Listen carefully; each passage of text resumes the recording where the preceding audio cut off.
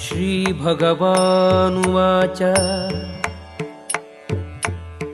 प्रजहाति यदा कामान् सर्वान् पार्थ मनोगतान् आत्मन्येवात्मना तुष्टः स्थितप्रज्ञः ತದೋಚ್ಯತೆ.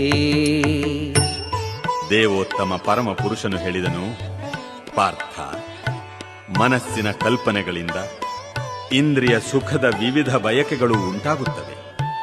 ಒಬ್ಬ ಮನುಷ್ಯನು ಇಂದ್ರಿಯ ಸುಖದ ಎಲ್ಲ ಬಗೆಯ ಆಸೆಗಳನ್ನು ತ್ಯಜಿಸಿ ಅವನ ಮನಸ್ಸು ಪರಿಶುದ್ಧವಾಗಿ ಆತ್ಮದಲ್ಲೇ ಸಂತುಷ್ಟನಾದಾಗ ಆತನನ್ನು ಶುದ್ಧ ದಿವ್ಯ ಪ್ರಜ್ಞೆಯಲ್ಲಿ ಇರುವವ ಎಂದು ಕರೆಯುವರು.